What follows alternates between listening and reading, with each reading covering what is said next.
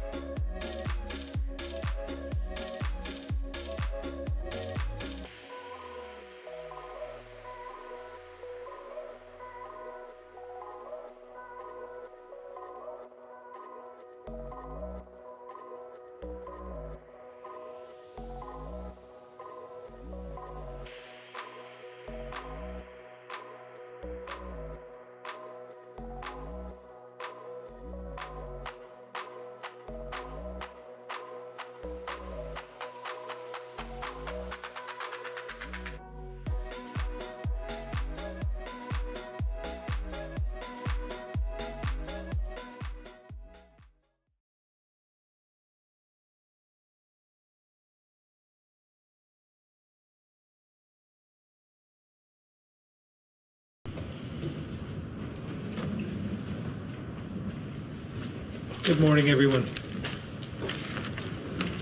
I want to start by recognizing the protests over the weekend and commend participants for standing up for racial justice, as well as doing so peacefully. And to my knowledge, there were 0 arrests. As well, keeping public safety and health in mind by taking steps like wearing masks. In fact, I had asked public safety to distribute them at different locations throughout the weekend.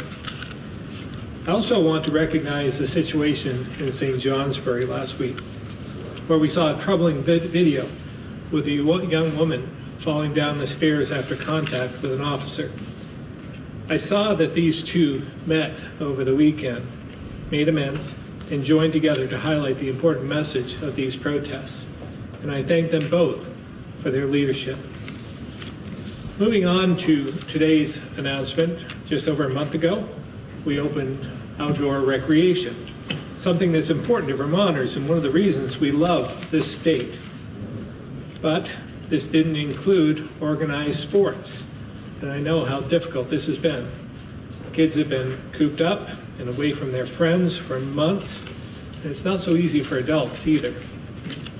Knowing the benefits to our mental and physical health, and we've been working on this guidance for certain recreational activities for a while that keep kids and adults safe while reducing the risk of spread. So I'm pleased we're ready to move forward on this today. Working with the Department of Health and the Agency of Natural Resources, ACCD, will be issuing these guidelines today. I want to be clear. These guidelines are meant for recreational sports, not for professional or college-level leagues and teams. To start, and I truly understand how difficult this will be, these activities will not include more than 25 to meet our gathering size limit. This includes players, coaches, and officials. Crowd sizes should be kept as small as possible and can't exceed 25 either. We're talking about low-contact sports like soccer, baseball, softball, or lacrosse. As of June 15th, they'll be able to have scrimmages within one team. And we expect that on July 1, we can introduce games against other teams within the league. To be clear, we're not ready for high-contact sports like wrestling, football, and basketball. But they can do conditioning and other low-contact skill-building drills. Teams will need to work to keep within 6 feet between players, coaches, and spectators whenever possible. And facial coverings are encouraged when participants are close together in between play. There will also be hygiene and equipment cleaning requirements as well. Now, like everything else, this will obviously look a little different than normal, but we must find new ways of doing things so we can get back to something more familiar while keeping people safe and healthy. Next, I'm going to ask Dr. Levine to share the latest update on the COVID outbreak in Winooski and what we're doing to keep it contained. And our state epidemiologist, Dr. Patsy Kelso, is here for questions as well. As we said Friday, this is an outbreak. And with our extensive contact tracing, we expected to find more cases, and we have. While some may look at the growing case count as a sign this is getting worse, it's important to remember that we're seeing all these positive tests because of all our expanded testing and tracing strategies. And that's exactly what we need to be doing to draw a fire line around this outbreak and keep it from spreading more broadly. We continue to be able to make direct connections between the people involved in this case. As the health department put it to me, transmission is all within a close-knit web of people. This gives us confidence, and even while positive tests grow, we're still containing this to the socially interconnected group we talked about on Friday. So with that, I'll now invite Dr. Levine to share a bit more. Dr. Levine.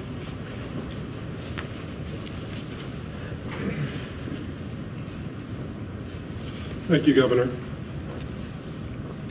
Thanks to more than 1,000 people who have turned out for testing in Winooski and surrounding communities, we're getting a clearer picture of the scope and nature of the outbreak that we first became aware of and reported just about 2 weeks ago as a small cluster of cases among residents there. Although we're looking at an uptick in the number of cases over the past few days, here's our total cases. Our total deaths have not changed in several weeks. And we could probably move on to the next slide. When compared to the many thousands of people who've been tested all across the state, the positivity rate, meaning the percentage of positive test results out of the number of people tested, is still very low. So here are our new cases, and on the next slide, number in percent positive. Notice, though of course there's been a slight uptick, they are still at a very, very low level in aggregate across the state. Thank you. The outbreak centered in Winooski is now known to include people in neighboring Burlington. A new Burlington testing opportunity on Saturday resulted in our ability to identify new cases among Burlington residents. The health department's epidemiology team is working to understand if these newly known cases continue to be linked to Winooski cases, or if there's the possibility of unrelated transmission in Burlington. As I've said before, this is not a surprise. We expected to find more cases as more people are getting tested. And I want to emphasize again that this could happen anywhere. There is no shame in getting the virus that's been spreading around the world, across the country, and into our state. It spreads because we share the air we breathe. It's our duty as Vermonters to provide all the supports we can to help those in our communities who are affected, so they're able to take the actions needed to isolate the virus and stop its spread. And we, the health department, the leaders and community partners in the two neighboring cities, are committed to protecting those who could be most severely affected: elders and those with other health conditions or who have compromised immune systems. Here's what we know so far. As of yesterday evening, a total of 62 cases are believed to be associated with the outbreak. 48 residents of Winooski, 9 Burlington residents, and 5 from other towns in Chittenden County. As I've said before, the virus doesn't really respect international, national, state, or city boundaries. As I said, it spreads because we share the air we breathe. 38 of the cases are adults, and the rest are children. The age range is from 1 to 64, with a median age of 21. Thankfully, there have been no reports of hospitalizations, no deaths. We are offering testing every day this week in Winooski and in Burlington. We encourage testing, and we still expect the number of cases to rise over the coming days. What happens when a person tests positive? First, one of our team members contacts them by phone within a day or two of their test to inform them of the result, provide support, make sure that there are connections to healthcare as needed, and to ask who they've been in close contact with during the time they might have been infectious, and to help guide them as to what to do to take care of themselves and keep others from becoming infected. As they've been reaching out and talking with each of the people who have tested positive, it's become apparent that many did not even know they were infected. In fact, only about 1 in 5 that we've interviewed so far report that they had symptoms. This is in line with our growing understanding that many people who have COVID-19 do not experience symptoms of the disease. It's also possible that this is due to the younger ages of many of those infected, or because we are identifying them so early. Many, too, who do have symptoms have only mild symptoms. They heal and get better without ever contacting a doctor or going to the hospital. When someone's identified as a close contact, staff reach out to them. To date, we've reached out to all of the people who've been identified as close contacts. Each person who's been contacted so far understands why and reports they are doing everything they can to keep others from getting infected. But we recognize there's a direct relationship between a person's ability to quarantine or isolate and our ability to box the virus in and bring the outbreak to a close. Our guidance, meant to limit transmission within a household, is often difficult in reality to follow. Each has its own unique practical challenges. Is there enough room in the house to keep a distance from others who live there? Is there a need for food to be delivered to avoid having to go out to shop? Is there a need for financial help? As we work together with Mayor Lott, Mayor Weinberger, trusted community partners, we learn more from them about the specific needs of their residents and continue to work on finding practical solutions. Between the state and all of our local partners, there is a tremendous menu of services that we can offer, and the Agency of Human Services continues to work to coordinate all of these resources. Let me add that in these two cities that have the most diverse populations in the state, we must learn from them how to work in a way that is culturally sensitive and doesn't stigmatize either people or places. And we must continue to work at communicating clearly without relying on the language of public health professionals, which I recognize is a foreign language in itself to most people.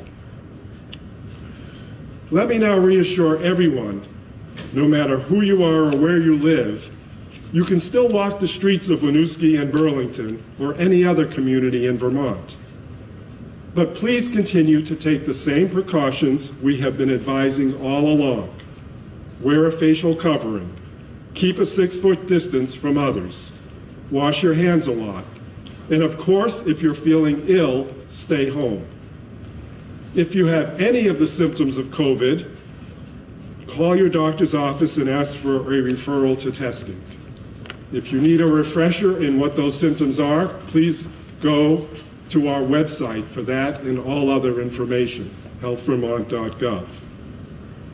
To conclude, yes, the virus is still among us, but remains at very low levels across the state, and we want to keep it that way. As we restart Vermont and reconnect with our communities, our friends, our neighbors, to protect ourselves and others, we must continue to take all these precautions, at least until we have a vaccine or a proven effective treatment. This outbreak we are following is but a reminder of that, and I am sure we will see around the country more reminders as time goes on, as I listen to public health professionals talk about their impression of some of the protests that have been going on and the cases that might result from them throughout the country. Thank you, and as the governor stated, our state epidemiologist, Dr. Kelso, is here today, and of course, our secretary for the Agency of Human Services, Mike Smith, to help out with any specific questions.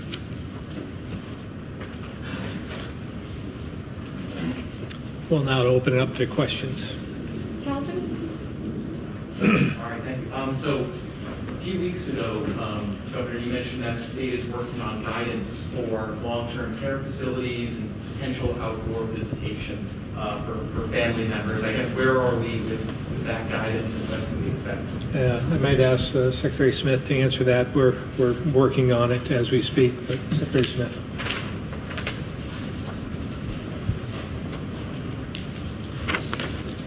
Kevin, as you know, this is a pretty sensitive issue given the vulnerability of this population. We have been working on it the last few weeks. We're going to present something to the governor this week in terms of potential policies. So it'll be towards the latter part of this week that we'll present internally some policy directions. We're also going to look at hospital visitation as well, as you know, and from a call that came in, from a question that came last week, we have pretty restrictive visitation policies on hospital visits as well. So we're looking first about long-term care facilities because it's been 2.5 months and we've got to figure out something here that protects not only the most vulnerable, because they are the most vulnerable with this virus, but also give some visitation rights in some form to these Vermonters. So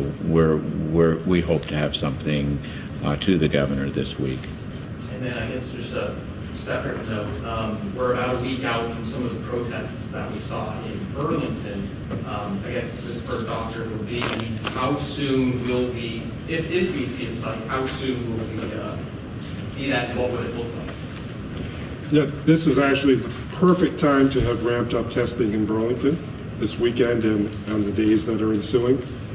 Because clearly if people develop symptoms, we're in the perfect time frame for them to know that they have symptoms and to seek out testing. Not that we have seen that become an outcome at this point in time.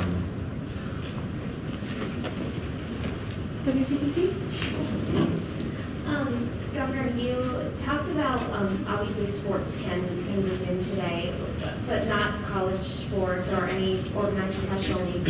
When do you think those will be allowed to resume and play again? Yeah, it's really difficult to say at this point in time, as we've been watching the modeling of the other states from a regional basis. That gives us pause, and we're still contemplating what we're going to do in terms of opening up our schools in the fall, as well as what's going to look like on the higher ed level as well.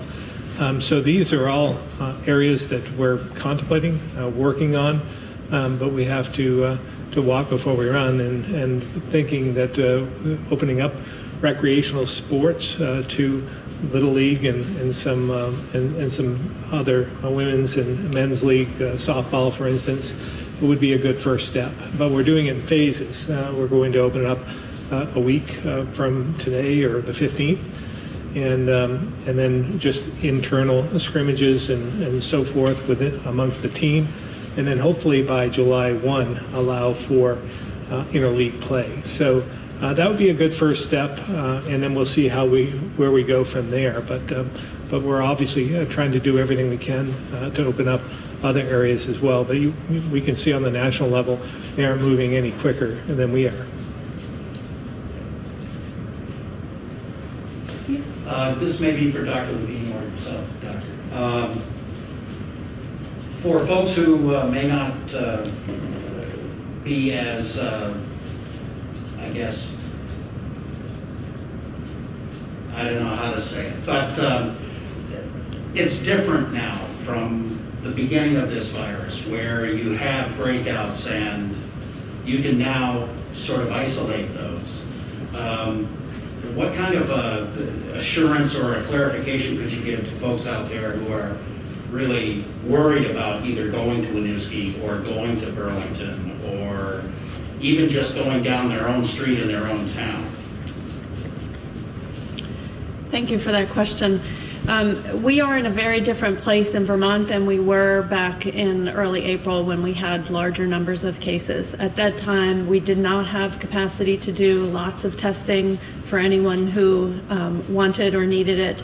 And, what we were seeing was sporadic cases. So one here or one there, or just sort of in a spotty way all over the state, we were seeing cases, and the numbers were relatively high for Vermont. What we're seeing now is very different. We had several weeks of very few cases, some days with 0 new cases. And then in the last week or two, we've been seeing these spikes in our numbers associated with this outbreak. The good news is that as we do contact tracing for all of those cases, we can link them to each other. And we have great confidence that this is, while it's not yet fully contained, because we may not know the full scope of it, we know where it's coming from. And when we were seeing larger case numbers, a couple months ago, we didn't know where those individual cases were coming from. So in a lot of ways, there was a lot more risk back then. Now we've got cases that we know are linked, we understand where they're coming from, and we have capacity to do testing and contact tracing to make sure we're continuing to box it in.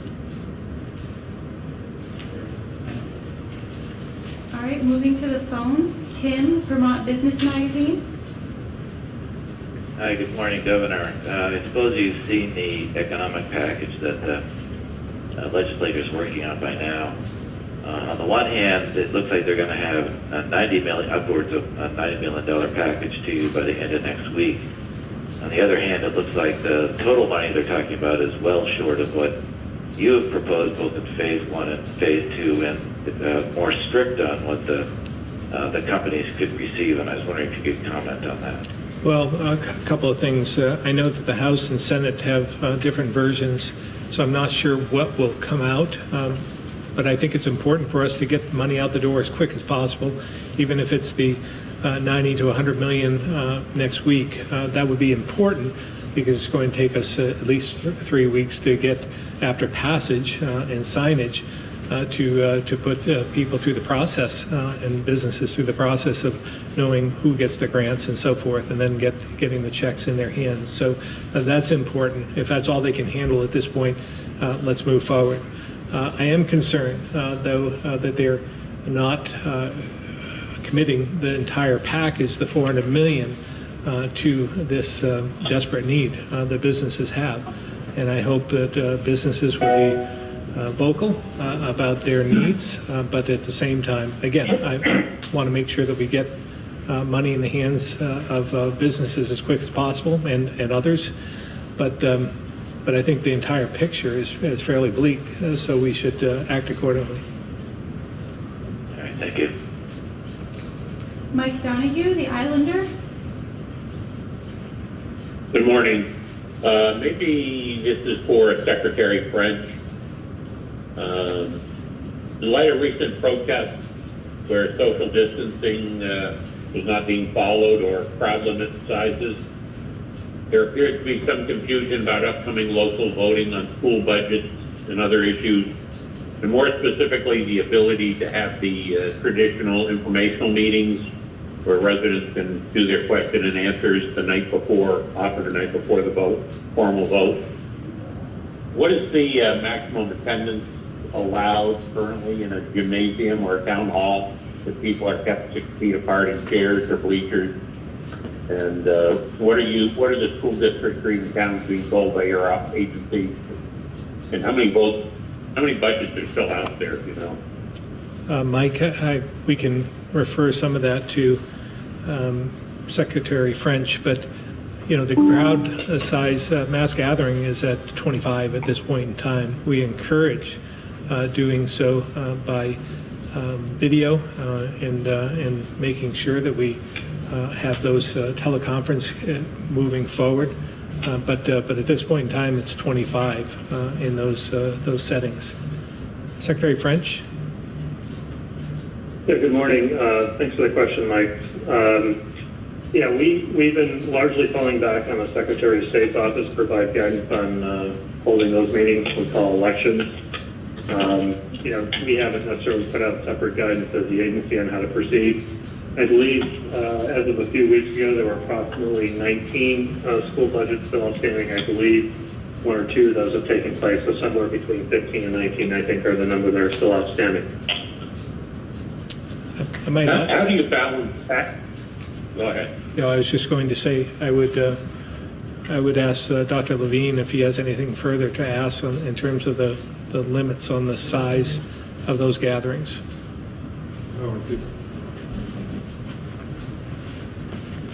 Those gatherings need to adhere to the same policies that have been outlined for any mass gathering.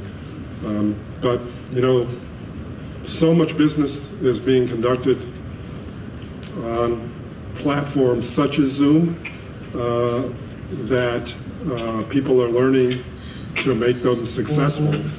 And there's no reason why even such a intense process as school budgeting couldn't be successful using that kind of a platform. But you do understand that there's sort of a perception out there that people are allowed to go to Walmart in large numbers or protest with or without masks. And this is ultimately really a First Amendment issue, that their right to assemble, the right to free speech, the right to petition government for redress of grievances.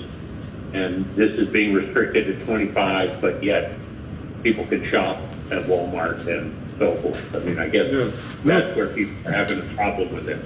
Yeah, thanks for bringing that up, Mike, because it really allows us to make another important point. And it's the point I've made it a number of times. It's important to look at one-to-one interpersonal contact.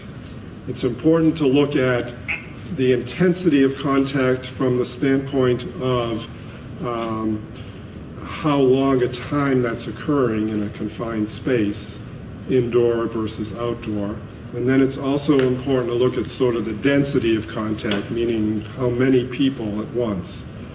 So Walmart is a great example of a very spacious arena where one can utilize the regulations we put into place and effectively lower people's risk, because the number of people in such a huge space won't allow them to get too close to one another. And then when you have lines at the checkout lines on the floor that basically show people how they have to space at a time when they could get congested, that helps as well. And the duration of time you're in the Walmart shouldn't be as long as any meeting I've ever been to. And clearly, I'm sure state budget meetings have a reputation for not being discussing easily resolvable issues that 15 minutes later everybody leaves and gives a high five because they've taken care of it. So that could go on literally hours with a lot of people in contact with one another and breathing the same air throughout that time. So that's the reason for the importance to nuance this. Different than a shopping experience, a much different kind of intense environment and longer duration. Does that answer your question? In a huge gymnasium, though, we're talking. Understood. So 50 people in a huge gymnasium isn't that bad when you compare it to Walmart, maybe. I understand where you're coming from, but again, 2 hours later, you might feel differently, and that's the concern. This virus is going to be here to live with us for, unfortunately, longer than we would like it to. And these adaptations we're making, we try our best, but we can't elevate our risk to a level that's extraordinary at this point in time. We could get there. I'm agreeing with you. Everything the governor has been telling you is that we're doing things in a phased manner, and it's sequential, and it goes over time, looking at data each step of the way. But it won't be there for a school budget meeting in the first half of June. Thank you very much. Avery, WCAX. My question is likely for the governor. So an open letter was sent to the legislature last week from the Vermont Food Bank and several other anti-hunger organizations asking for more comprehensive support and funding to address food insecurity in general and also during the COVID-19 crisis. What is the state doing now to work with them and to meet kind of that ongoing need? Well, obviously, it is a partnership, and what we're doing, again, with the National Guard and distributions throughout the last few weeks has been in conjunction with this partnership with the Vermont Food Bank, as well as other entities with the agricultural community and so forth. So I'm going to ask Secretary Smith to expand upon that, but we are in partnership, and we're working together in order to meet those needs.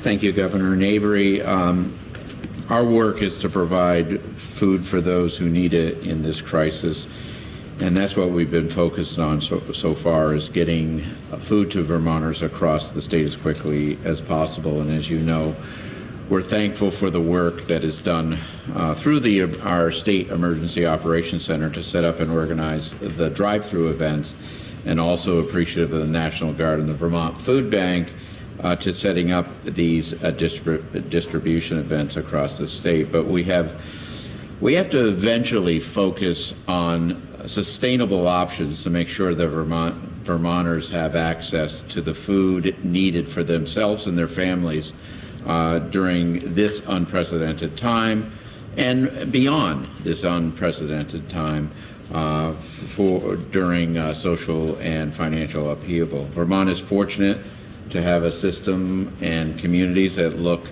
out for our neighbors, and we want to continue to support the organizations that assist at the very local level. But that's not enough. The state has continued to work with and expand upon what I think is important in terms of sustainability. The Department of Economic Services Division within the Department of Children and Families is there to help Vermonters to apply for three squares plus other benefits. We've streamlined the process so that there's no delays in applying. We've seen caseloads go up in this program, but not as high as I had hoped, and we hope to continue to reach out to these families that are in these food lines to make sure that they understand not only EBT, but Three Squares and other programs that we have in order to meet their needs.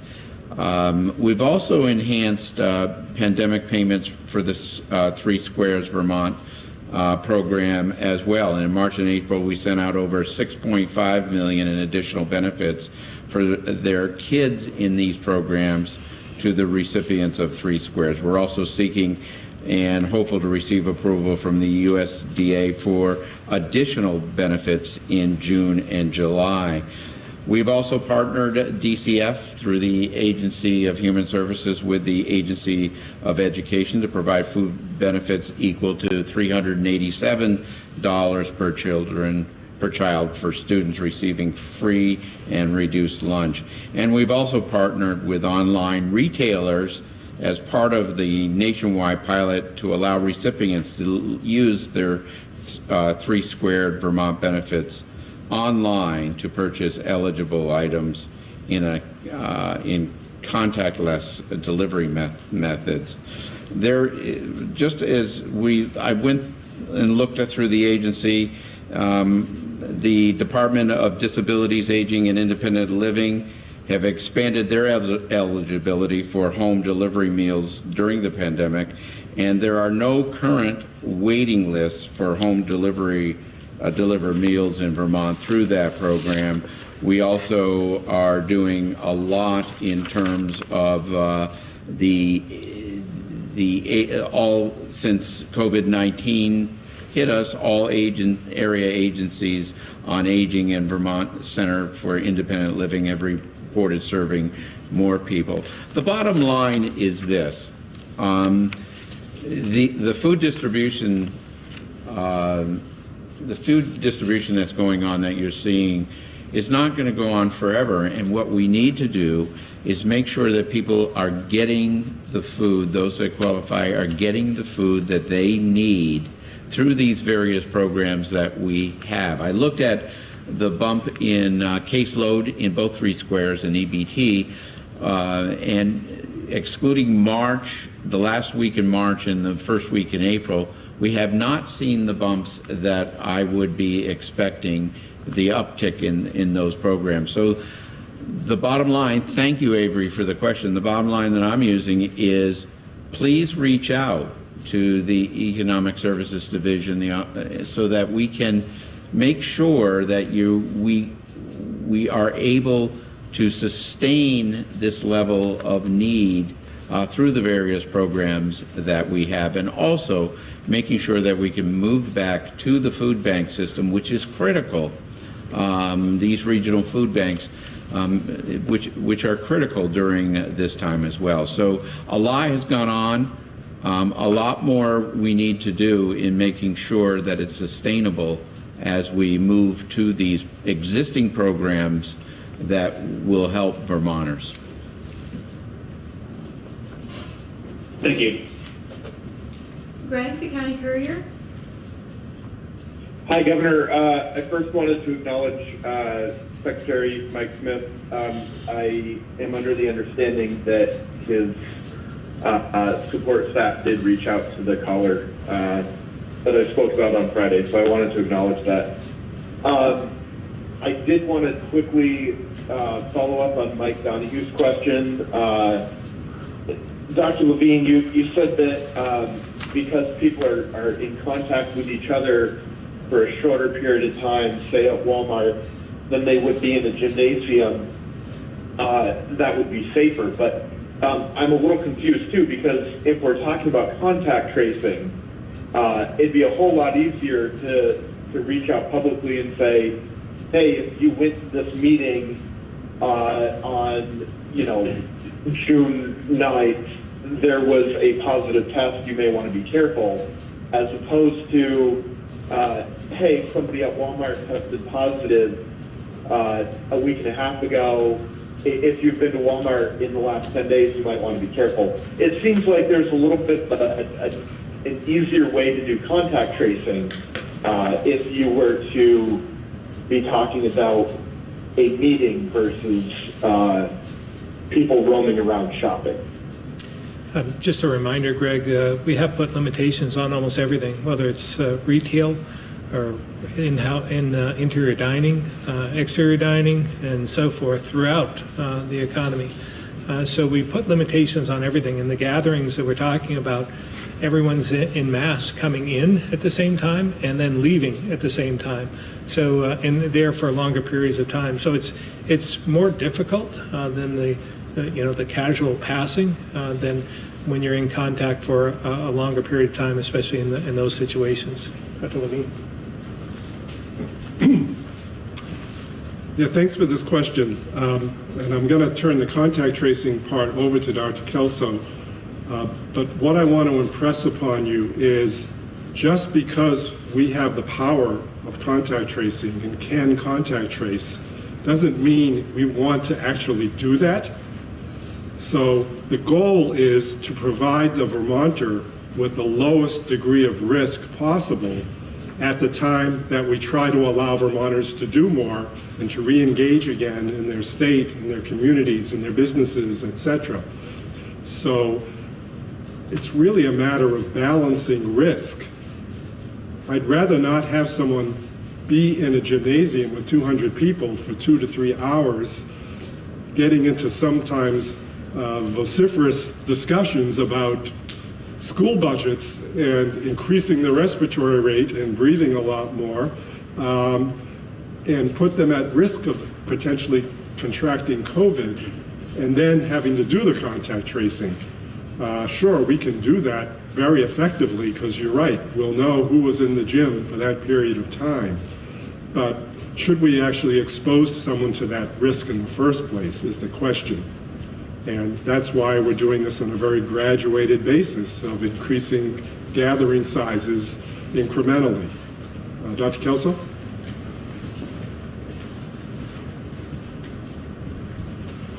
The only thing I would add is that, casually walking past someone in an aisle in a store with masks on, even if you're closer than 6 feet as you're passing someone, is not considered an exposure. So as part of the contact tracing, the EPI teams will be talking to people about where they went, and if they said they were at Walmart, we'd ask lots of questions about how much time did you spend there? Were you in one part, or were you walking through the store? Were you waiting in line for any period of time? That sort of thing. And if we felt that there had been significant exposures and we didn't know who those people were because they were just other shoppers, we would do a press release if we felt that was warranted to tell Vermonters, if you were at this store during this time, you may have been exposed.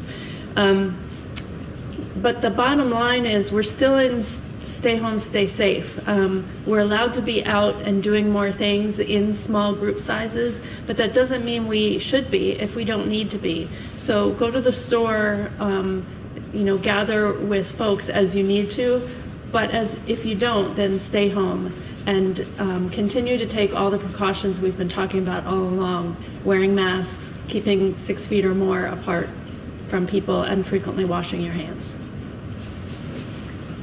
All right, well, thank you. I sort of could stay on that topic for an hour, but I just wanted a quick follow-up. So I'm going to move on to the question that I intended to ask on Friday at the end, and I wasn't available for that part of the call. And then if we have time at the end of this conference, I've got a couple questions if Rebecca can add me to the queue at the end. In regard to DFR's map that shows cases per million in each county across the Northeast, I'm curious how these numbers are calculated. Are they being calculated based on current infections, or are they being calculated based on cases going back to the beginning of the pandemic? Yeah, active cases, as far as I know, yes, and they're shaking their heads. Active cases, currently. So I guess that would explain why Franklin County shows up as 0, although we did have a new case last week, and so there should be some number there. When the health department is showing 21 cases per 10,000, I guess, is the health department calculating that based on numbers back to the beginning of the pandemic? So I guess in Franklin County, there'd be less than 1 per million. Is that what you're asking? We update them that week. Governor, I can help too. It's Lindsay. Maybe just clarify the question, please, Greg. So in Franklin County, it's showing 0.0 cases per million. The DFR map for Chittenden County, for instance, is showing 154 per million.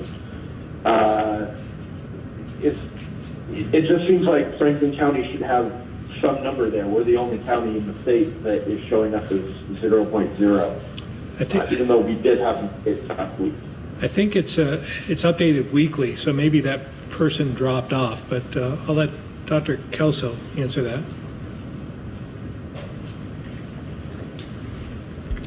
I think it's actually some complicated math behind the calculating those rates of active cases per million residents. The Department of Financial Regulation is doing that math, and we're updating the map once a week. So it may not, there may remain a 0 in a particular county for a few days, even after we've had a case, because it's only updated once a week. So it also kind of brings up the point that for a while, numerous reporters have been asking for how many people have recovered, and the general answer has been that's really hard to calculate. We're not keeping track of who's recovered because a lot of people are recovering at home, going back to work. You don't really hear from them. Yeah, I believe we. So how are you, Greg, I believe we do list that though on the from what I've seen on the health department's website. I mean, the recovered is estimated at 895. I'm looking at it right now. So is that an estimate, or is that actually contacting? It says estimated. Okay. I guess that's probably all I need at this point. And if I can be added to the end, I've got a couple other shorter questions. Okay. Colin, BT Digger.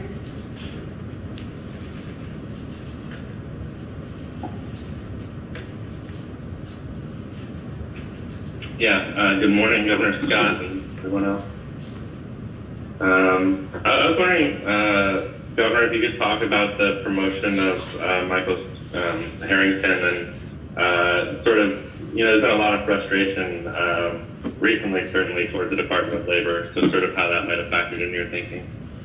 Yeah, no, there's been a lot of challenges in the Department of Labor, and Commissioner Harrington has been there through thick and thin, has been doing whatever he can to alleviate the situation. I think if you look on a national basis, where it may seem counterintuitive, but we're actually leading in a lot of different areas in trying to get money out the door. So his heart has been in the right place. He's been putting a lot of hours in. His commitment is unwavering, and I thought he was the right person for the job right now. Thanks. And then a quick question for Dr. Levine, I suppose. We received a tip that there had been a case of COVID confirmed at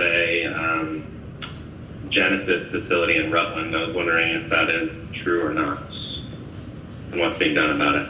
It's either Dr. Levine or Secretary Smith. Dr. Levine.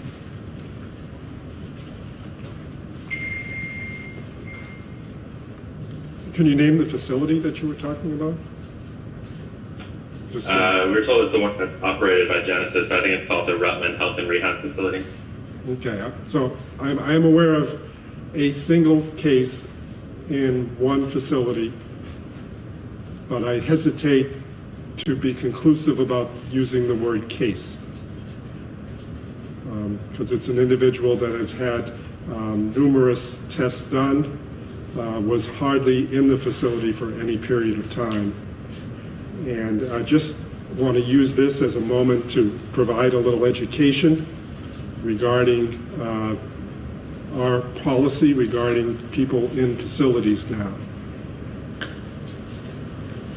A person being admitted to a long-term care facility, especially coming out of a hospital setting at any time, will have testing done before they go into that facility. On occasion, the test result may not actually be available the moment that the hospital needs to discharge them to the facility, but they will have had a test. They will also, because a test on one day is only what the test is that day, and it may be negative in someone who still has the potential to be incubating the disease, that person will also undergo a 14-day quarantine within the facility. So the facility would be treating that person from the moment they arrived as if they had COVID-19 in terms of the transport process, the PPE requirements, the staff requirements in the facility, and the isolating ability of that facility. So one shouldn't be alarmed if one gets, as you put it, a tip or any knowledge of a case, because I believe you find that that's being managed much differently than it was at the very beginning of the COVID epidemic, when facilities didn't even have the benefit of testing, never mind what I'm talking about now.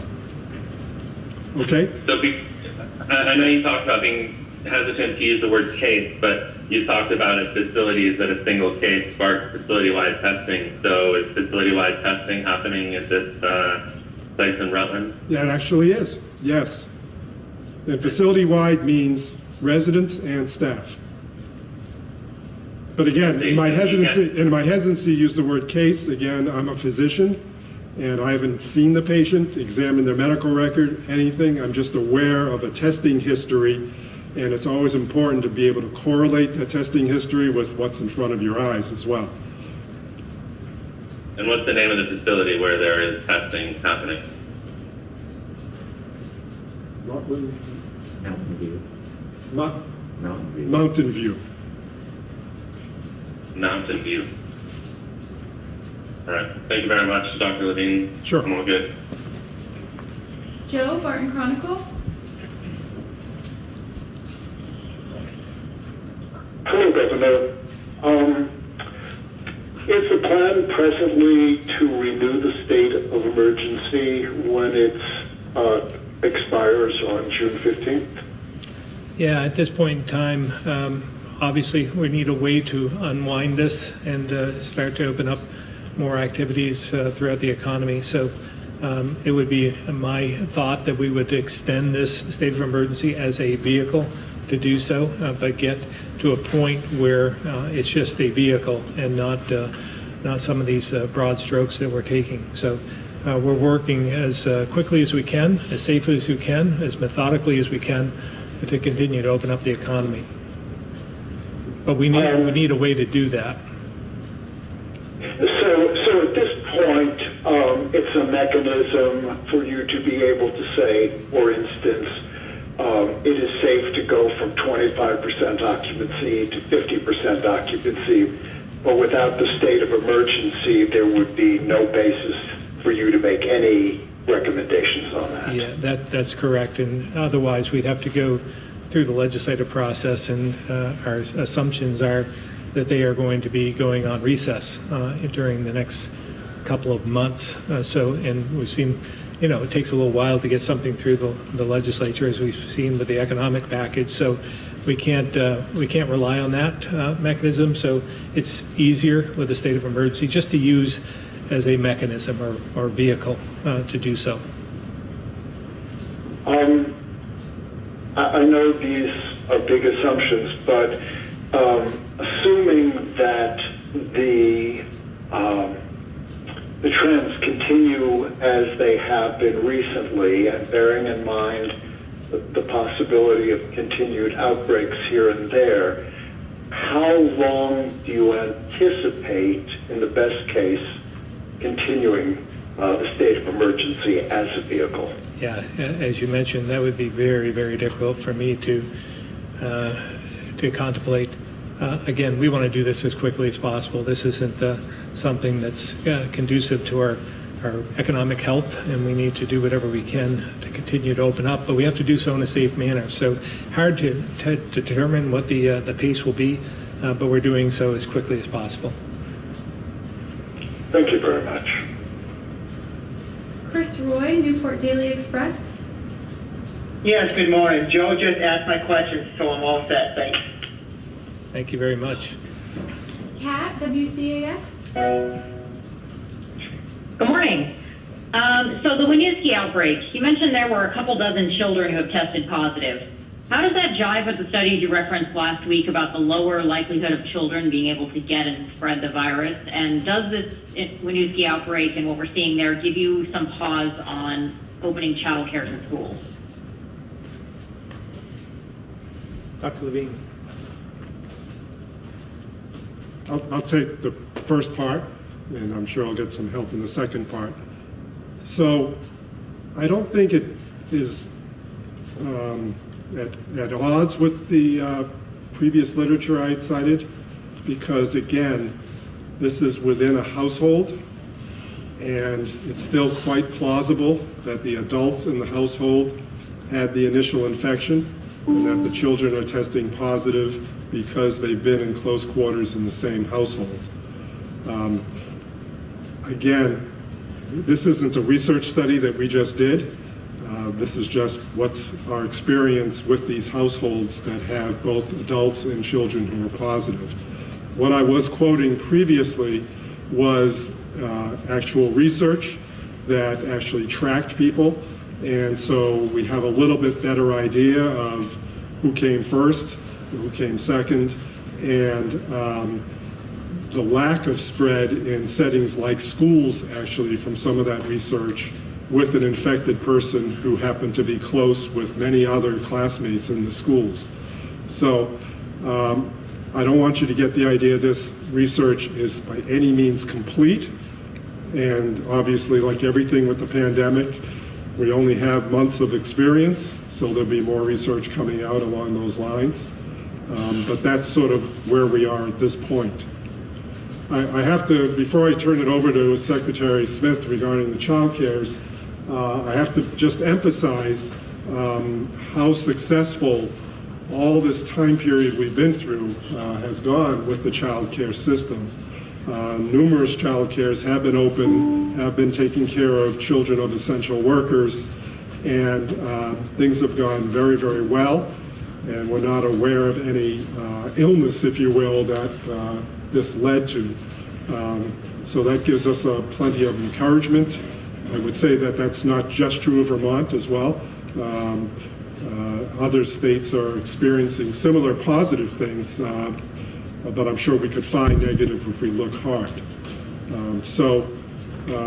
At this point in time, this does not give me pause because this is an outbreak, and we believe the transmission occurred relatively early within households, so hopefully would not have spread outside of the households. But obviously, contact tracing is what we would do if we were concerned that children were at risk of getting infected from other children they were in contact with.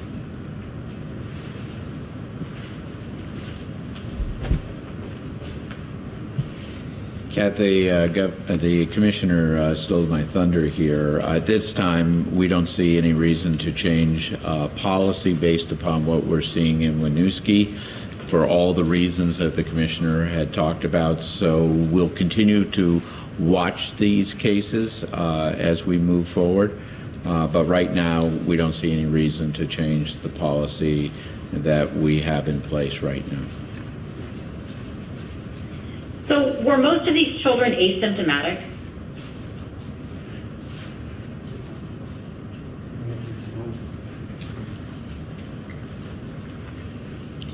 Kat, I don't have the numbers in my head at the moment, but a large number of the pediatric cases have been asymptomatic.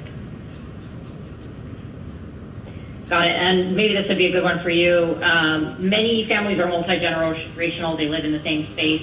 How do you keep the virus from spreading in those particular situations, or is it pretty much impossible?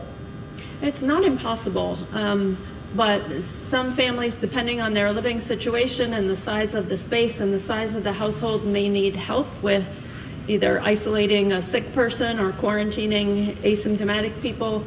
And that's why we've made sure that they're aware, that any case in Vermont is aware that housing support is available if they choose that option. Last follow-up there. What kind of housing support are we talking about? Yeah, we've been collaborating with both mayors, and we're talking about a hotel.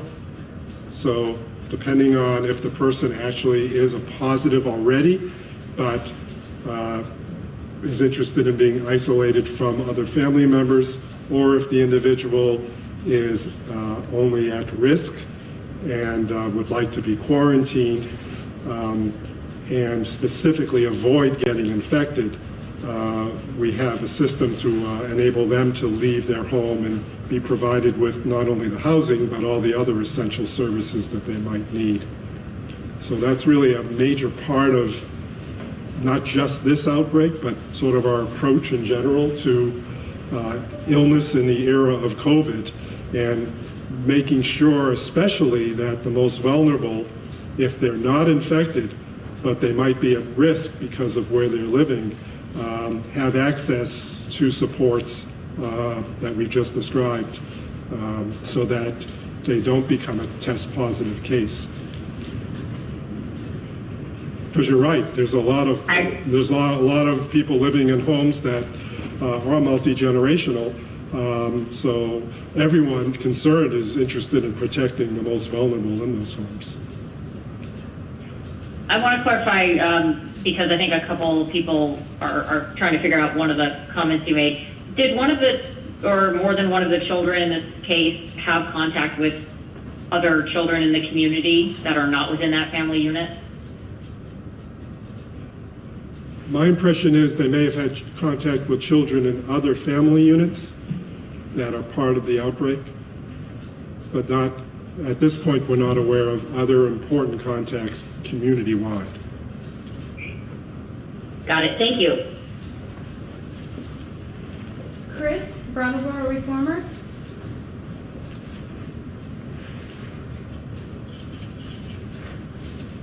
Hi, I'm wondering if you've received any feedback from local communities and out-of-state governments on the updated out-of-state travel policy.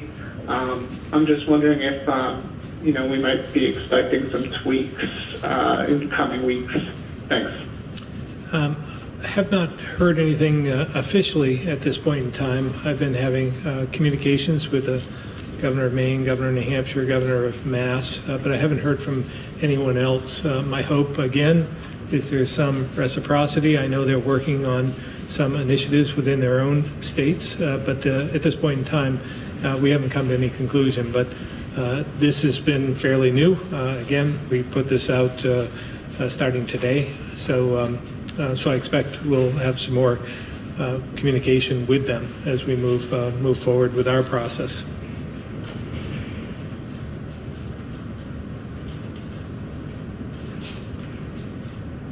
All set, Chris?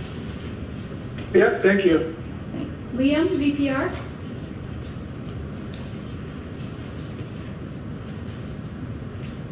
Hi, I believe this would be a question for Secretary Smith. wondering if there are any updates or more kind of specific plans on how the state is going to be, I guess, addressing or dealing with the number of individuals who have been housed at motels that were in homeless shelters previously. Secretary Smith. Thanks, Liam.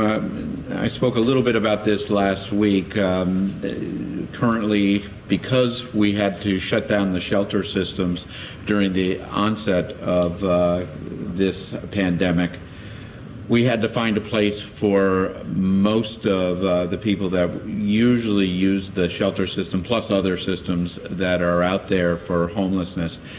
And consequently, what we did, we housed over 1,000 people into motel hotels throughout the state. That is a unsustainable long-term solution to homelessness, both for two reasons. One, it's very, very expensive, but number two, we don't get to wrap those individuals around, services around those individuals, so that we can tackle the underlying conditions of homelessness with these individuals, whether it's mental health issues, substance abuse issues, those sort of things. So it's not a very sustainable, healthy environment to continue. We do have a plan. First of all, the governor had a housing plan in his economic package that came out a few weeks ago, as you remember, in terms of building more housing units. But also we have a plan that we hope to roll out this week on reducing the number of people in the hotel-motel system and relying both on other opportunities as well as local partnerships as we move forward. The specifics of which we should have by the end of this week, maybe even earlier as we're looking at it. I just need to make sure that everybody's aware of what we're doing. I mean, can you give me any sense of what that plan might look like? I mean, I'm sure that folks that are currently living in that situation might like to know if it's going to be changing suddenly. I mean, there's a lot of uncertainty that comes with the situation they're in as it is. Yeah, I think in the next few days there'll be some certainty. I don't want to roll it out ahead of making sure that I've done the appropriate contacts, including my boss. Mm-hmm. Do you expect that the shelter system, that folks will be moved back into that, or is that going to be reopening? Well, let's wait for the next couple of days, and we'll roll out the entire plan so you can see the entire plan. But some people will be remaining in hotels, it sounds like. We had a hotel-motel program before that for those people that had no place to go on a particular night, whether the shelters were full or not. I'm not a big fan of that plan for the reasons of that program, for the reasons that I talked about. One, I don't think it's sustainable. Two, I don't think it gets to the fundamental service requirements or underlying requirements that will help that individual. We had a plan before COVID hit to sort of reduce the presence of that. I think we got to get on to that track of reducing our reliability on the motel-hotel program. Will it go away overnight? No. But should it be reduced? Yes. And should it eventually be transitioned to something else? The answer is yes. All right. Thank you, Secretary. Sean, the Chester Telegraph. Thank you. This is a question in two parts. We received a question from a reader who's being told to return to work rather than continuing to work from home, as has been the case for more than 2 months. The work this person is performing can be done entirely from home, and one of the considerations is that the person's child would need daycare and has health issues. Is this person obliged to return to an office under the current state of emergency? Again, I may refer to Commissioner Harrington, but from our standpoint, we're still encouraging those who can work remotely to do so. I think that's the best approach. We're going to be utilizing that in state government, and we're asking everyone throughout the industry to do the same.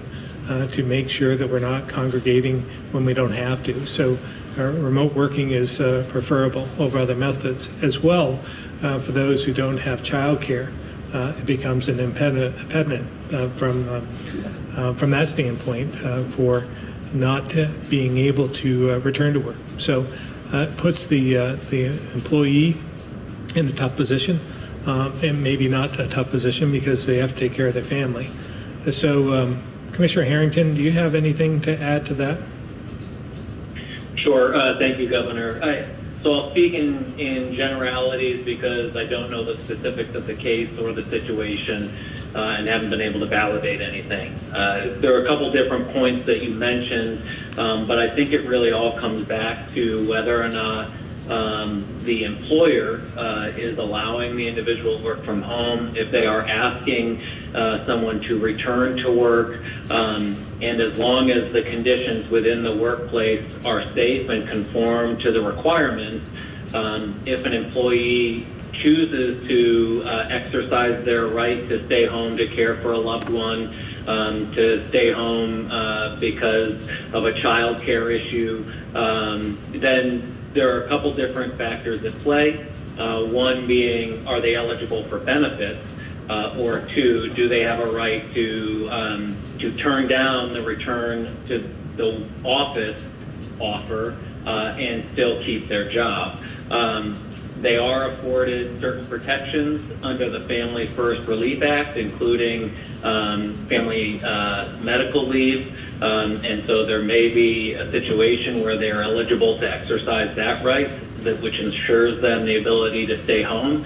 But if an employer is asking an employee to return to the work site and that employee chooses not to, and the employer is conforming to all the requirements, the employer then has a decision to make at that point, which is to either allow the employee to continue to work remotely or to choose to sever ties with that employee. Again, the employee may continue or may be eligible under that circumstance to receive unemployment benefits, but the employer still does have, in some cases, the ability to choose to sever the relationship with the employee. Again, very general without knowing the specifics of the case, but there are two different factors here as to whether or not their employment remains in place versus whether they would be eligible for unemployment benefits. If you wouldn't mind, if you could ask your reader to contact our office, we'd be happy to try and run that down, 828-3333, and describe the case and the specifics, and maybe we can help. I can do that, but there is a second part to the question. Is there any difference in how something like this is handled if the employer either does business with, receives funding from, or is regulated by the state? That's no. Yeah. Not from the Department of Labor's perspective. And sorry, Governor, I didn't mean to cut you off there.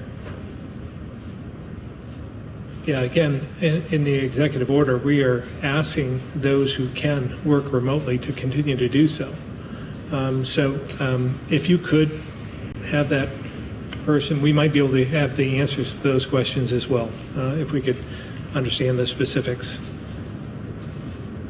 Thank you. As well, before we move on, I just wanted to, again, go back to the housing for just a minute in some of the situations that are arising. We did have, I believe, about, I'm going to guess, I thought it was about $50 million in for housing in our economic package. And I'm not sure where that lies with the legislative process at this point, but that could help alleviate some of the situation. Secretary Curley, what was the number on the amount of money in the package, in the economic package? In the first phase of the housing package, is that what you're asking? Yeah, first, second phase, within the $400 million. Yeah, so first phase is $50 million, and second phase, give me just a second. Sorry, we've been going through these numbers. Okay. I'm gonna need a minute on that one, but I think it's around 11 million, but I need to double check that. Yeah, that's fine. I just remember 50 million. So again, my point is that we did allot money in the economic package for housing relief that could alleviate the situation we're contemplating. Next question. All right, the next question is Aaron from VT Digger.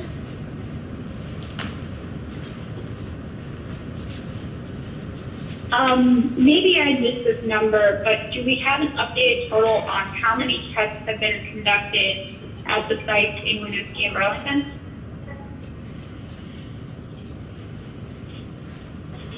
I think we have that number somewhere. I don't have it at the top of my head. Does anyone else? No? Secretary Smith, do you have it? Aaron, we'd be happy to get you that number. I don't think any of us have it at this point, but I have seen it somewhere. Okay.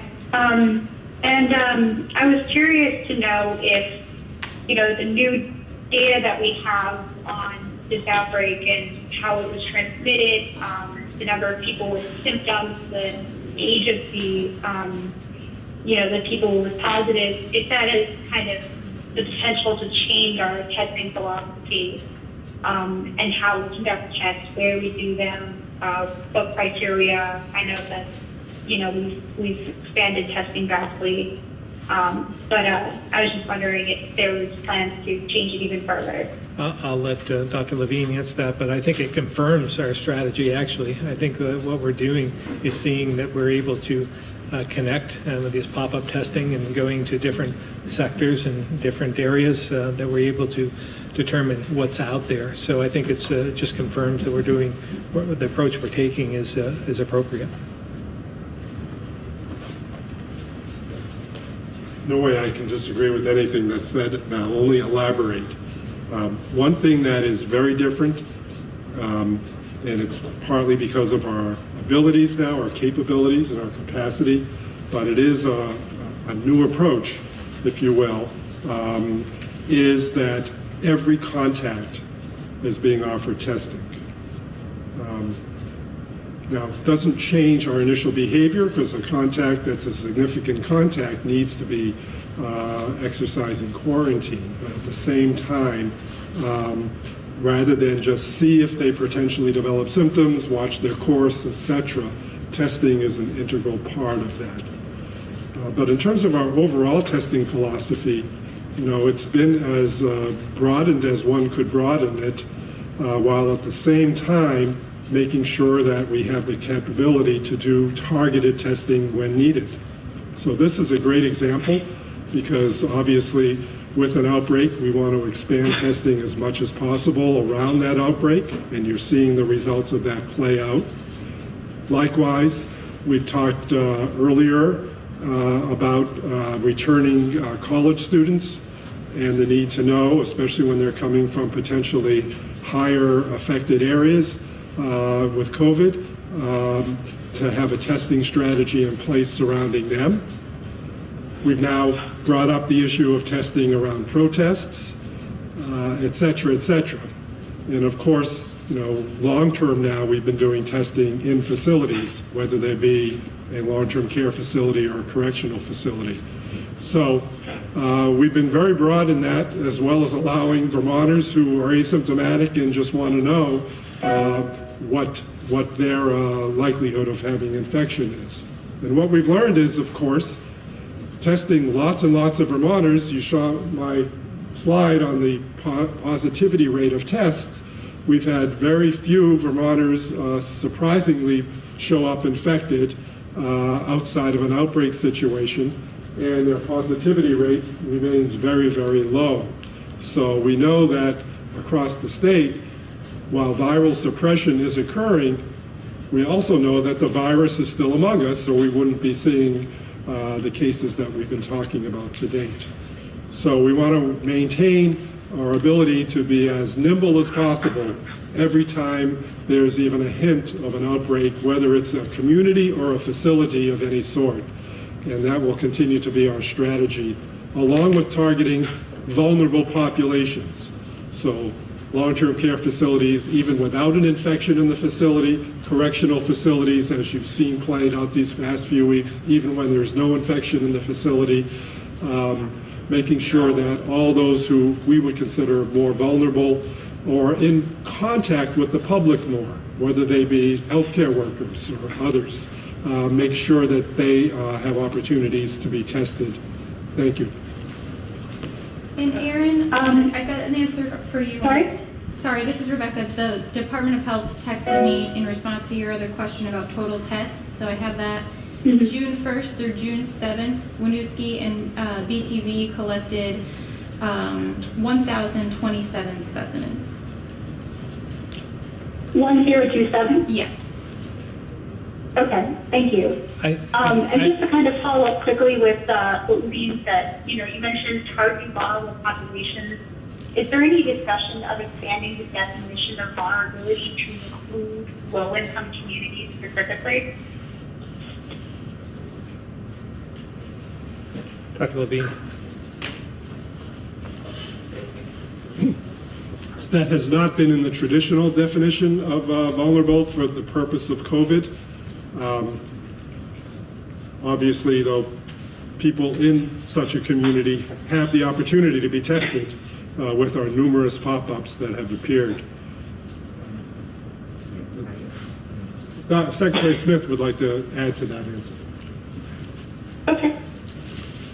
Aaron, as you can see, we're doing daily testing in Winooski this week, and I believe in Burlington as well this week. Plus, we're continuing our testing strategy throughout the state. We haven't identified, whether it's a vulnerable community. We've decided to test throughout the state. And just to give you some sense of how much testing is going on, our daily average tests over the last 7 days are 1,227, and the total tests the last 7 days, and this is as of 6/7, is 8,589. So you can see we're testing through a broad area, whether it's low income or other areas, and in particular, because of this outbreak, testing every day in Winooski and testing every day in Burlington. I'd also, sorry, go ahead. I was just going to add that you have to think about how far we've come and how much we've evolved. It was probably 2 months ago where we thought testing a little bit over 100, having 100 tests going through our lab in Colchester was a lot. I believe on Saturday they tested over 800 in one day alone, almost 900, yeah, or over 900. But so you can see that we've increased our capacity, and that's not our only forum. We use the UVM lab as well and other outside sources. So we'll continue to evolve. I didn't mean to say that our strategy was here to stay. Because we've changed over the last couple of months for the better, and we'll continue to do so. If we find a better way to do things that's more strategic or more effective, we'll do it. Where there's no arrogance on our part. We want to do whatever we can to utilize the resources we have in the best way possible. Okay. I just wanted to mention, when I asked about testing data by race and other demographics last week, I was told that they've been maybe working on gathering and releasing that data. Are there any updates on that front? It would be on the website. Dr. Levine? The most updated data will be on the updates that are on the website every day. And so there is, depending on what day you asked your question previously, there is updated data from that. Okay. I was talking about tests, like the distribution of tests by race, age, sex. I haven't seen that on the website. Okay, But, no, you're right. yeah. You're asking a different question. So let me have Dr. Kelso answer that.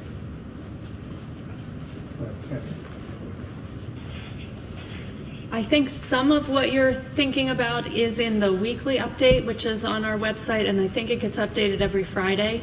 It's a slide set with a number of slides with the data broken out lots of different ways. So that's updated once a week on Fridays. Check that out. And then if you still have questions, please reach out to us at the health department. Okay, thank you. That's it. All right, Maria, Washington Post.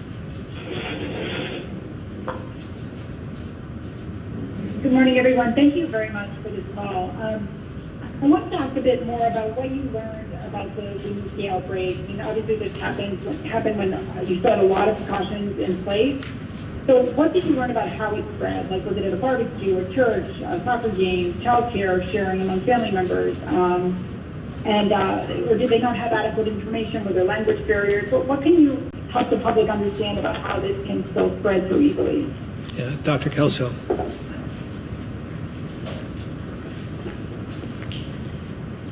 We learned about the first cases on Memorial Day on Monday, and over the course of Monday and Tuesday through our contact tracing, we identified that there were some similarities in activities between a couple, 2 or 3 of the cases, and so that's what led to the outbreak investigation, which has continued and is ongoing.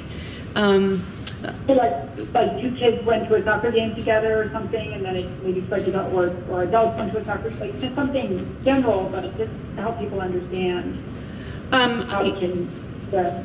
You know, I want to protect the confidentiality of the cases and families and community. What I can say is we have identified shared activities, and we think that there has been transmission in households as well.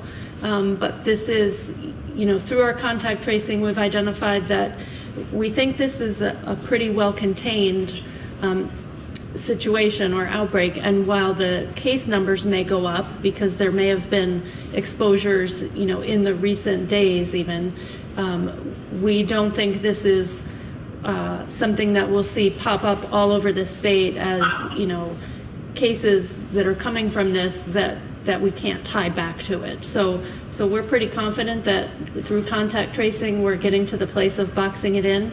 And I think I'll leave that there. Well, just that, and it don't need to be, I think you could, I wonder if you could please be a bit more specific without, I mean, baseball games, soccer games, church, those are very generic things that thousands and thousands of people go to, unless they were doing something extremely particular.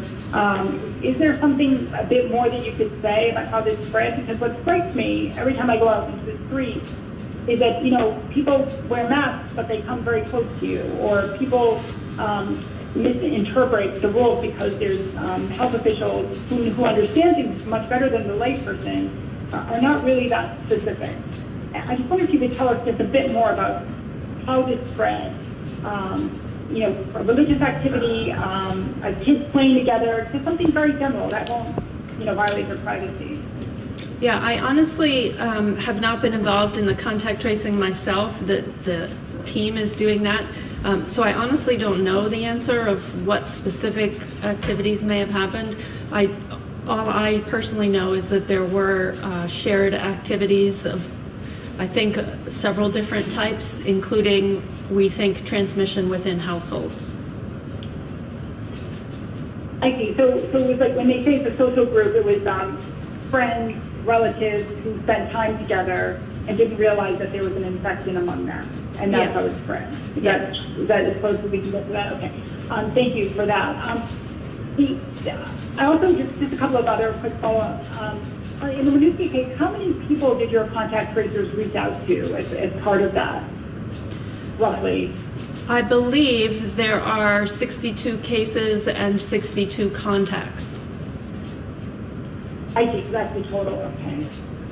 And just, your EPI team, what seems striking is that, you know, because your healthcare system has not been overwhelmed, you seem to be in a strong position to send these folks out, right, to kind of swoop in on an outbreak.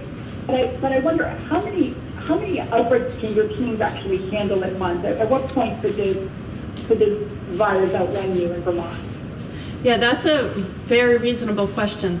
We did a tabletop exercise several weeks ago now, just to sort of test ourselves and make sure we had the capacity we needed if things got bigger as we reopened Vermont. And we demonstrated to ourselves that we have capacity to do investigation and case follow-up for 900 new cases a week.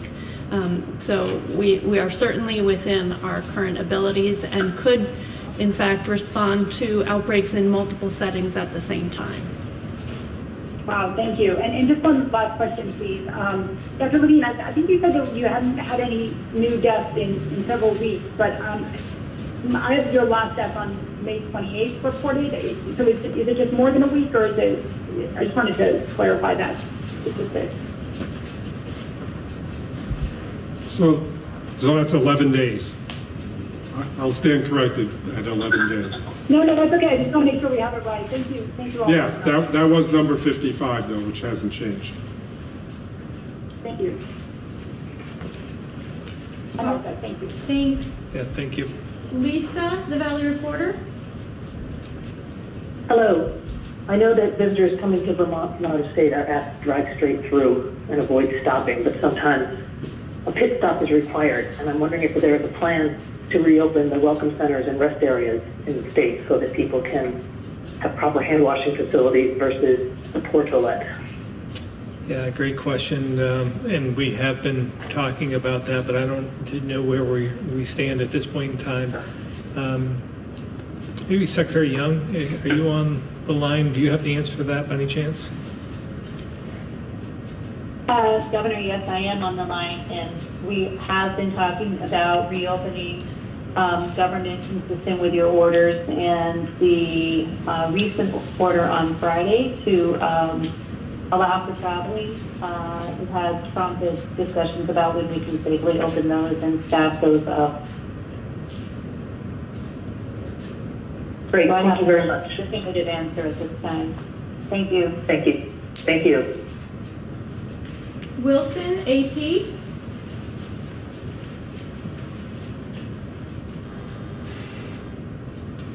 Yeah, thanks. I hadn't hit star 6 in time, so sorry for the delay. 2 questions, or 2.5 perhaps. Have you identified the index patient in the Winooski outbreak, and do you think that person's exposure came through somehow the gradual reopening process? And secondly, I noticed looking through today's numbers, there were 3 new cases in Orleans County. And given that there had only been 10 prior to that, it's a pretty big jump. Do you have any idea what's going on there? Those are my questions. Does that include the half question, Wilson? Yeah, I mean, the first one was Winooski outbreak and then about the gradual reopening. So I consider that 1.5. Dr. Kelso.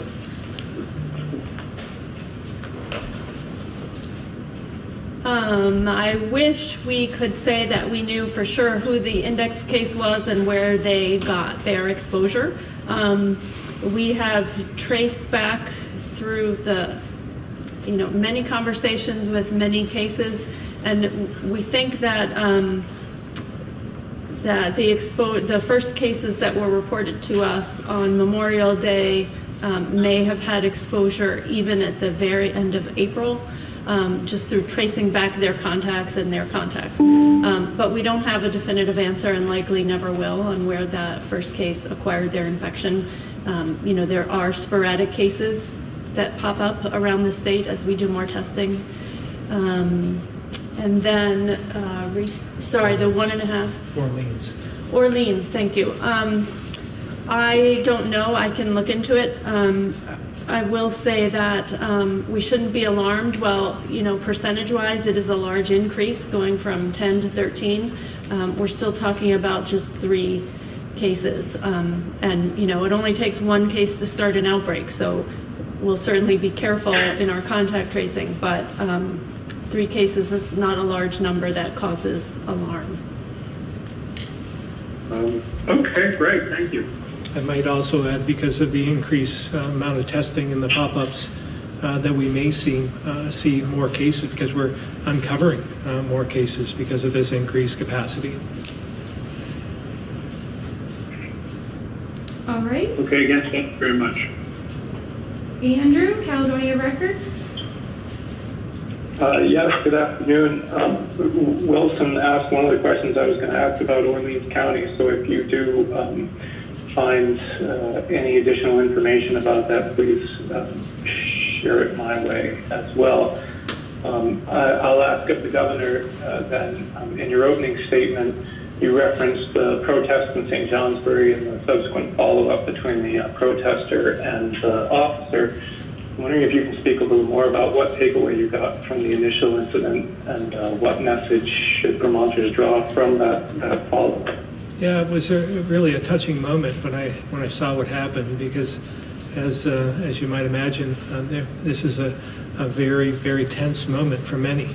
And when you see some of the protests, which I encourage, exercising your freedom of speech, and to make sure that we're identifying this for what it is, and to see that moment where they got together and agreed on a common mission and put that aside in order to continue. I thought that was just a great moment for us, and a teaching moment for us.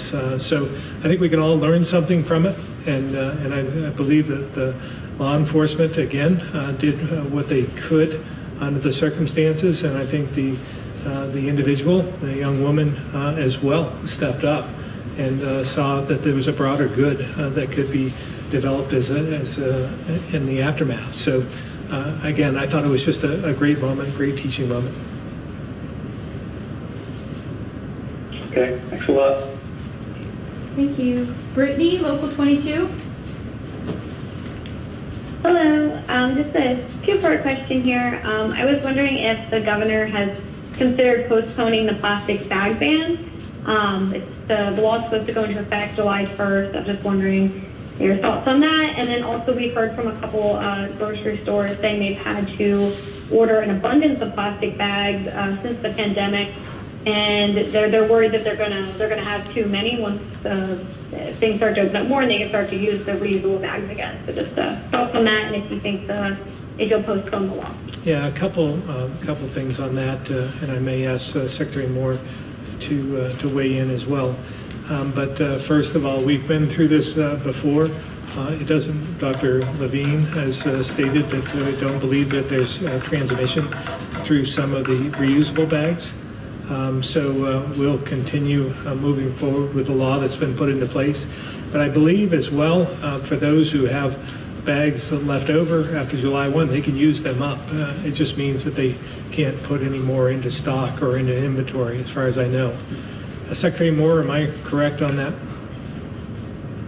You are, Governor. We will be utilizing enforcement discretion, recognizing that folks may well have unutilized inventories based on changes in circumstances as a result of the pandemic. Does that answer your question, Brittany? Yes, it did. Thank you so much. Okay. Paul, 7 days. Hi there. I am wondering whether, given the outbreak in Winooski, whether the Department of Health is advising that city or any of its neighbors slow any of its reopening procedures.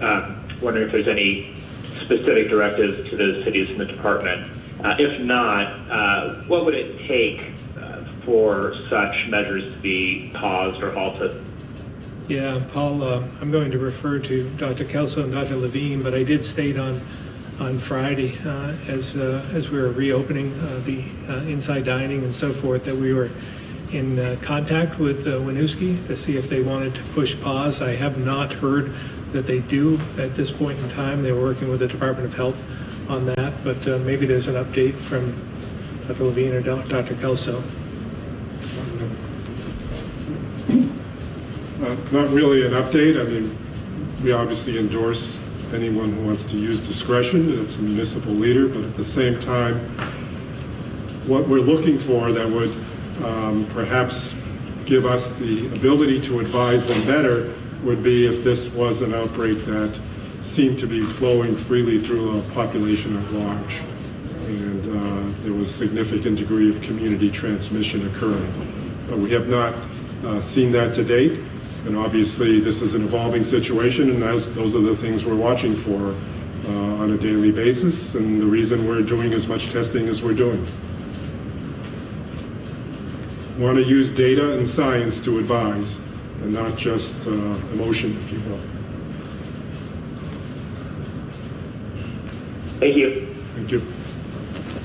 Steve, NEKTV?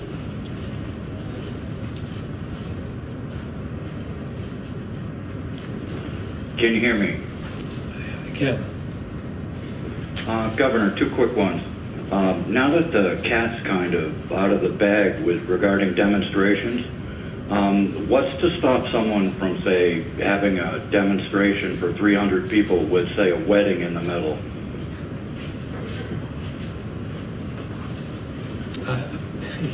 Great question. I'm not sure. We continue to try and advocate for people to do the right thing. This pandemic is not over. This virus is still among us. And I don't know if we should compare a wedding to a demonstration, First Amendment right, in what we've seen across the country. And I think it's all appropriate.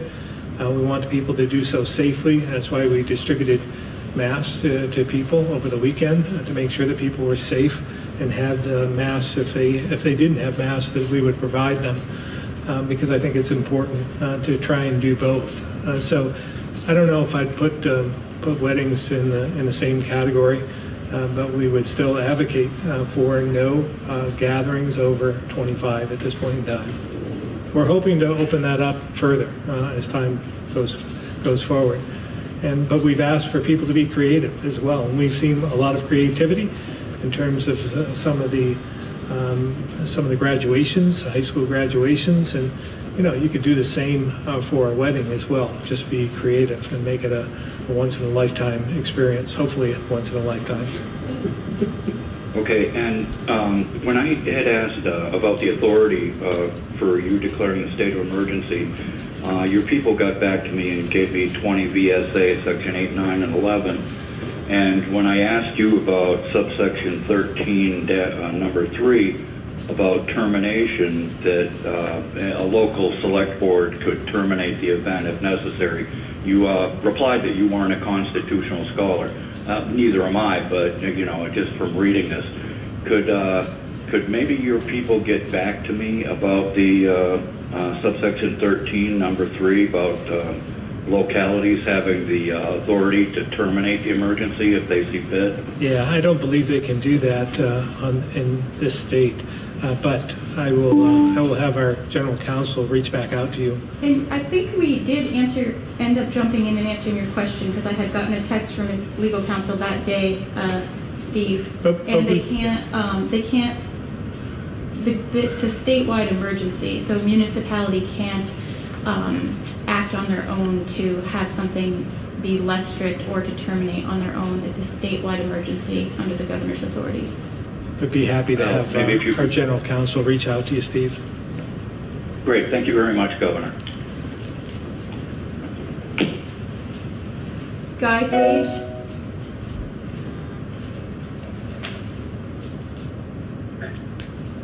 Governor, I guess this is kind of a related question. Some people who are already skeptical about the need for continued social distancing are now saying that since you have made an exception for the protesters, they plan to gather for large group events. Others are willing to continue to follow the rules, but are angry that these mass gatherings now may actually extend the state of emergency. What can you say to encourage them to stay the course when others can disobey these rules and risk the health of others without any apparent attempt to enforce by the state? Well, again, I've been very proud of what happened over the weekend in terms of these protests, thousands of people getting together. Again, albeit that we want to make sure that people are safe and don't transmit this virus, because it's still here, and we hope that there's not outbreaks as a result of that. But at the same time, the way we've handled this, I believe, has led to more safety, and there's not as much violence that we've seen throughout the country, the looting and so forth that's gone hand in hand with some of the protests as it existed here in Vermont.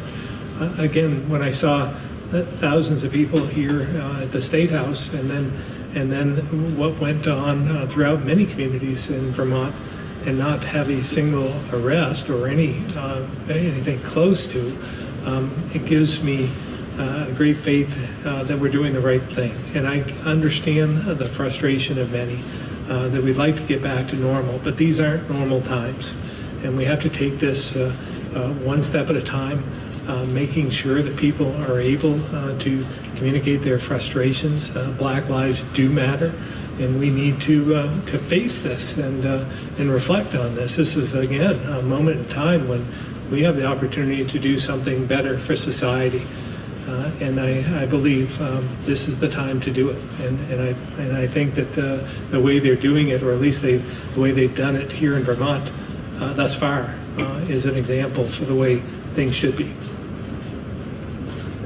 Don't you think it could have been done in an appropriate, socially distanced, masked way? I mean, it just. I understand what you're saying and the value of it, but it just seems like a double standard. Yeah, I know. I do understand, and I understand the frustration. But the alternative is to do what, Guy?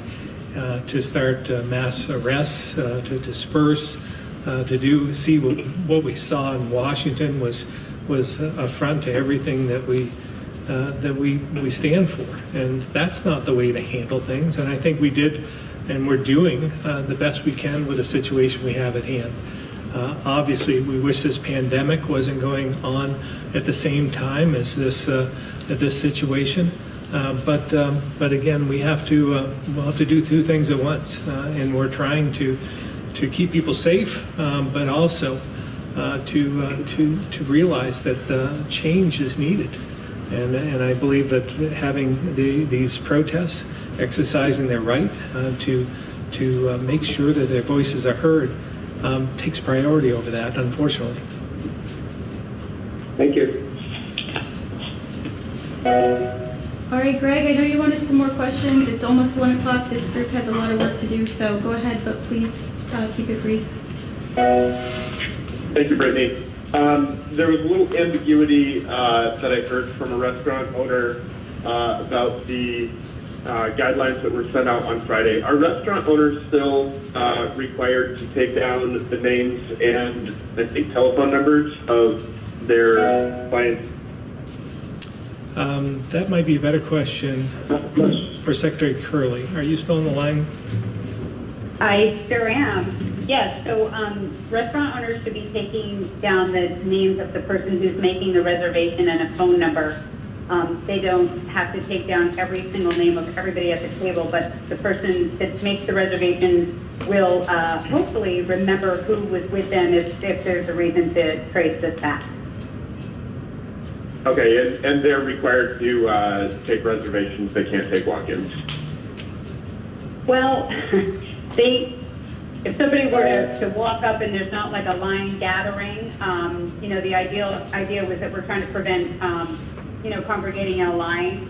So, obviously if it's easy get with a host, right nearby and there's not a line gathering, it's okay to ask if there's availability. Otherwise, we really are encouraging or, asking people to use the phone and to call ahead. We realize we have to be reasonable in this get, but that's our hope. Okay, and last quick question here. In regards to the Winooski case, the state has been asking people coming from other states to isolate for 7 days, then get a test if they want to come out into the general public. And my understanding is that's because that's due to a possible incubation period. We're now right around 7 days from the first test that Winooski, that triggered this Winooski outbreak. Is the state going to look for a second round of testing from a lot of people in Winooski? Yeah, we continue to test in Winooski. We've increased testing in that area, but I would say that some of the positive were probably before we encountered them, and that's why there's a higher number. Dr. Kelso or Dr. Levine?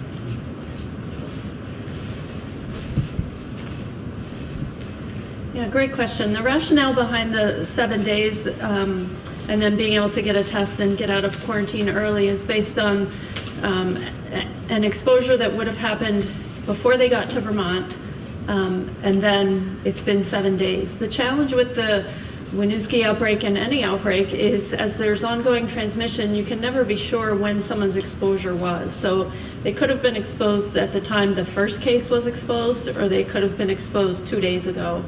And so there's not a clear guideline for, everybody get tested at a certain point in time.